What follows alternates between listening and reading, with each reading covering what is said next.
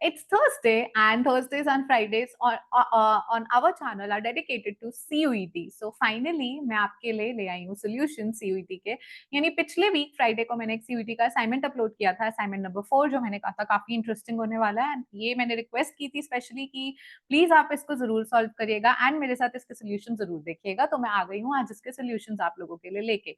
Meanwhile I really hope practice चालू है। Well, hi everyone, welcome back to इकोपर्स classes. मैं हूं सुरभि। इस चैनल पे आपको सब कुछ मिलता है economics related and even beyond. You get to see me personally how I am and you know what all I like, what all are my hobbies and you know all that, because a teacher is just a profession. Teaching is just a profession, and a person or a human being is definitely more than their profession. So I try to keep transparency as much as possible without sharing a lot of personal life, but still sharing what all I like. So yeah, I hope that makes us clear. Then I'll share the screen and I'll share the solutions, guys. So these are the solutions of assignment 4. Let's start solving it together. And सबसे पहले पहला question देख लेते हैं अपना। And as usual मेरी आदत से मजबूर हूँ थोड़ी, तो मैंने अपना माइक अपने हाथ में ले लिया है आप लोगों के बेटर ऑडियो क्वालिटी के लिए। Okay everyone, jokes apart, fine, let's do the question. First question क्या कह रहा है कि arrange in the correct sequence. So correct sequence है इट लीड्स टू, तो ये तो मुझे सही लाइन नहीं लग रही। It is the situation of excess demand, ये भी आई थिंक सीक्वेंस नहीं है। So okay, if equilibrium level of output is more then full, I think ये 1 होना चाहिए। तो अगर मैं इसे 1 मार्क करूं, if equilibrium level of output is more then full employment level. मुझे पता है फुल एम्प्लॉयमेंट लेवल वाला एडी है और एएससी है, ये फुल एम्प्लॉयमेंट है। लेकिन अगर एडी, एक्चुअल एडी डिमांड ज्यादा है तो आपका आउटपुट ज्यादा होगा, ये ठीक है। तो इक्विलिब्रियम लेवल ज्यादा है फुल एम्प्लॉयमेंट से, ठीक है। तो उसपे क्या होता है कि due to the fact that demand is more, okay, then अगली लाइन भी पढ़ लेते हैं कि the equilibrium level of output में बी मोर और less than full employment level. अच्छा ठीक है, आई थिंक E1 होगा। Okay okay, my bad. See ऐसे पढ़ना पड़ता है, सारी स्टेटमेंट पढ़नी इसीलिए इम्पोर्टेंट है। ठीक है, देखा, एक टीचर ने भी सी तक पढ़ के उसको मन मान लिया, तो तुम लोगों से तो डेफिनेटली गलती हो सकती है। मैंने तो क्वेश्चन क्रिएट किया था, तब भी मैं गड़बड़ कर रही हूँ। चलो एनीवे, फन है। 1 ये हो गया कि इक्विलिब्रियम लेवल ना आउटपुट का ज्यादा या कम हो सकता है।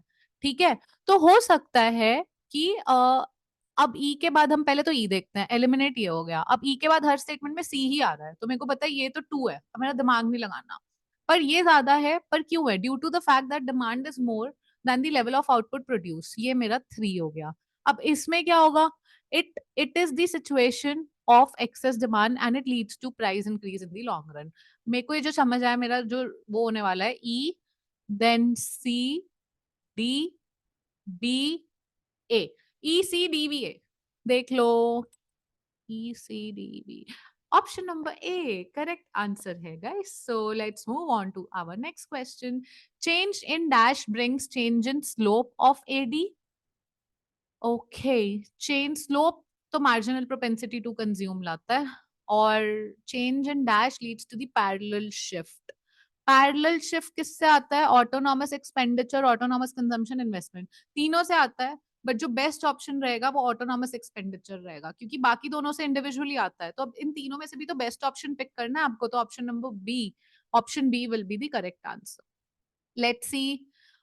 Next question. In the figure, what causes AD to shift from AD1 to AD2? इस फिगर में AD1 से AD2 पर क्यों आए हो? अब गैस ये क्वेश्चन मैंने जान के लिया है, ये ना एनसीईआरटी है। अब इस क्वेश्चन में ना एक फैक्ट है, आपको ये देखना है AD1 और AD2 में क्या चेंज आया है जिसकी वजह से शिफ्ट हुआ है। ठीक है, तो आपको शिफ्ट में यहां पर जो डायग्राम में दिख रहा है वो दिख रहा है डेल्टा आई। ठीक है, डेल्टा आई की वजह से शिफ्ट हुआ है।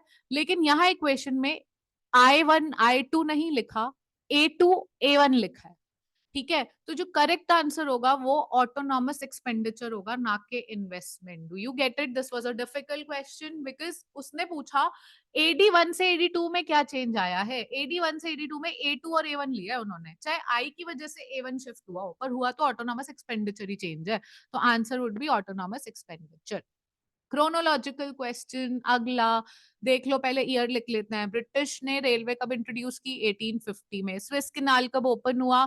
1869 में। फर्स्ट सेंसस कब आया? 1881 में। एंड टिस्को कब आया? 1907 में। तो अपने आप में ही ऑर्डर है, तो एबीसीडी करेक्ट आंसर हो गया, A B C D option number C.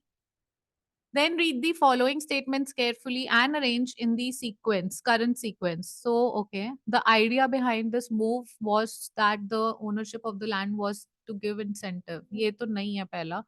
Just a year after independence, steps were taken to abolish intermediaries and to make the tillers the own land. ठीक है.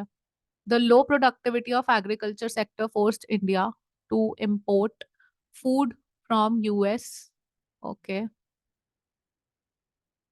At the time of independence, a land tenure system was characterized by intermediaries who merely collected land at the time of independence. So first तो D हो गया at the time, और आप देखो हर option में भी D है, D ही first है, so D फर्स्ट हो गया।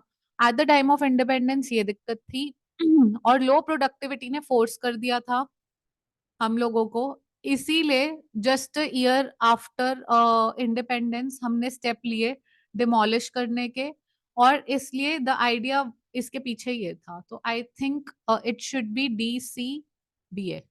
DCBA option, yes it's DCBA guys. मुझे भी खुशी होती है ना बार बार सॉल्व करके। So, मैं क्वेश्चन क्रिएट करके सॉल्व कर रही हूँ तो भी मुझे मजा आ रहा है और न्यू लग रहा है। तो आप एज अ स्टूडेंट एक बार सही करके भी ना ओवर कॉन्फिडेंट में हो जाना, ओ मुझे आता था, क्योंकि नेक्स्ट टाइम हो सकता है आपको ना आए। So keep practicing, that's more important. Consistency is the key guys. The proportion of GDP contributed by industrial sector increased in the period from 13% in 1950 to 90 to 24%. ठीक है? Identify the correct statement regarding the performance of industrial sector. ठीक है, industrial sector का थोड़ा share बढ़ गया था, क्यों बढ़ा है? Indian industry was restricted largely to cotton and jute. The promotion of small scale industries gave opportunity to those people who did not have capital to start large businesses. Okay, protection from foreign competition ने enable करा industries को, and industrial sector became well diversified largely due to private sector. So what is the correct answer guys? The correct answer is B and C. B and C statements are correct statements. All right, let's move on to the next. Okay, this is BOP. What is this AB? AB का gap में क्या है? AB के gap में rupees two dollar. तो supply ज्यादा है, demand कम है। ठीक है, सप्लाई ज्यादा है, डिमांड कम है, तो इसमें क्या हो रहा है, क्या सिचुएशन है ये? ठीक है, एक्सेस सप्लाई भी है, और एक्सेस सप्लाई की वजह से डिवैल्यूएशन होता है। क्यों? क्योंकि foreign exchange market with fixed exchange rate, इसलिए एक्सेस सप्लाई और डेप्रिसिएशन नहीं है, एक्सेस सप्लाई और डीवैल्यूएशन है, क्योंकि फिक्स्ड एक्सचेंज रेट मार्केट में इसको डीवैल्यूएशन बोलते हैं, फ्लेक्सिबल में से डेप्रिसिएशन बोलते हैं। बट सिंस डायग्राम में फिक्स लिखा है, so the correct answer is both A and C, which is option number D. Okay, you can read, you can pause and you can take your notes, क्योंकि solutions का PDF मैं नहीं दूंगी, वरना आप वीडियोस ही नहीं देखोगे यार, क्या फायदा? इतनी मेहनत भी तो कर रही हूँ मैं। चलो आ जाओ, मैच करते हैं। GST, GST consumption based tax D2 है। चलो D2 है तो ऑप्शन नंबर ए को तो गायब कर दो, D4 है इसमें, और ऑप्शन नंबर, अब तीन ऑप्शन बचा है हमारे पास। चलो फाइन, फिर balance budget multiplier. Balance budget multiplier में क्या होता है? ठीक है, बैलेंस बजट में इनकम उतनी इंक्रीज होती है जितना आप टी और जी को इंक्रीज करते हो। So balance budget multiplier B1 हो गया। अब B1 किस में आ रहा है गाइस? चलो ऑप्शन नंबर बी पहले ही हमारा करेक्ट हो गया, B1 बाकी किसी में नहीं आ रहा है। यहाँ B3 बोल रहा है, यहाँ B4 बोल रहा है, option B is correct, right? अब डायग्राम केयरफुली देखो, हमें समझ आ रहा है रुपी वर्सेस डॉलर, तो हमें एक्सचेंज रेट वाला डायग्राम एक दिख रहा है, और हमें दिन दिख रहा है, January 30, January 31, 2023 ईयर। ठीक है, चलो look at the picture carefully, हमने देख ली। Identify the incorrect statements, keyword incorrect statement identify करनी है। चलो, the value of rupee in comparison to dollar has appreciated, has it appreciated और depreciated? That's a question. चलो, the change in relative value of rupee will make nations export more competitive. ठीक है, exports कब competitive होते हैं? जब depreciation होती है, appreciation. Another question for you, ये दोनों आपस में कॉन्ट्राडिक्ट कर रही हैं, तो दोनों सही तो नहीं हो सकती, दोनों में से एक गलत है। The change in relative value of rupee will make imports more expensive. Yes, that's true. तो ये तो इनकरेक्ट नहीं है. The value of rupee in comparison to dollar has appreciated in the month of January year 21. ये पक्का incorrect है. ठीक है, अब डी देख लो. डी पक्का इनकरेक्ट है. डी जिसमें नहीं आ रही, चलो. अब बीसीडी है या एसीई है. Depreciation of domestic currency will encourage foreign travel. Why? क्योंकि पुरानी तो महंगी हो जाएगी. तो the correct answer जो incorrect है, ये भी incorrect है. A, D, E are the incorrect statements. Okay. Then final question of the day. China is the largest nation in geography, occupies the largest area among three nations. Its density is lowest. Identify the incorrect statements in this context. Incorrect statement identify करनी है everyone. Incorrect statement क्या है? Fertility rate is very high in China. No, ये तो पक्का incorrect है. बाकी किसी में आ ही नहीं रहा. तो मैं ना एलिमिनेट ही कर दिया पहले. मेरे को ए पढ़ा भी नहीं मैंने. मुझे पहले ही पता है ए भी इनकरेक्ट है. इनकरेक्ट ही ढूंढनी है ना. इनकरेक्ट होगा ए. Major reason for low population growth is removal of one child policy. Incorrect, guys.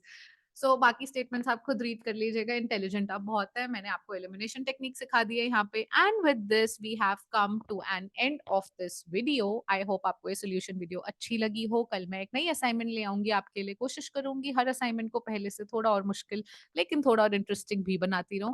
Realistic question जो ईजी आते हैं वो भी इंक्लूड करूं एंड थोड़ा माइक्रो इकोनॉमिक्स ज्यादा इंक्लूड करने की कोशिश मेरी रहेगी. बिल्कुल. वीडियो कैसी लग रही है? मैं हर वीडियो के एंड में आजकल एक ही पॉलिसी बताती हूँ आपको. अगर आप यहाँ तक आए, आप हर वीडियो के एंड तक मुझे देखते हैं ना, तो आप समझ गए होंगे कि मैम ना हमें कम्युनिकेशन में मास्टर बना के रहेंगी. क्योंकि see lack of communication can ruin anything in life. So it's better कि हम टीचर स्टूडेंट रिलेशनशिप को बिल्कुल इंटैक्ट रखें एंड आप मुझसे कम्युनिकेट करते रहें. एंड डेफिनेटली अगर आप मुझे नहीं बताएंगे आपको क्या चाहिए तो मैं नहीं समझ पाऊंगी. So for me it is important कि even though I am trying to give you best from my end, but your best may be differs from my best. इनमें शायद ज्यादा मेहनत कर रही हूँ अपने बेस्ट में. शायद आपको जो चाहिए उसमें कम मेहनत लगेगी. तो आपका भी बेनिफिट होगा, मेरा भी. So let's try and crack that equilibrium level and let's come to that. And वहां आने के लिए आपको क्या करना है? मुझे मेल करना है या फिर आपको वीडियो को लाइक या डिसलाइक करके मुझे बताना है. और एल्स एक और तरीका है, कमेंट सेक्शन में चले जाओ. बिल्कुल direct one on one communication करना है ना, जहाँ चाहते हो मैं भी आपसे बात करूँ. सो टेलीग्राम का लिंक है डिस्क्रिप्शन में. ग्रुप ज्वाइन करो एंड वहां पे आप मुझे कुछ भी बोल सकते हो. एज इन कुछ भी मतलब context related. Yes, definitely study and context related, not beyond. But I would really appreciate your active participation and thank you so much. I'm truly very grateful for you all to showering so much of love to Equipoise classes. Really, very grateful from bottom of my heart. I'll see you tomorrow with another assignment, guys. No more blabbering. And until we meet next time, take care and bye bye.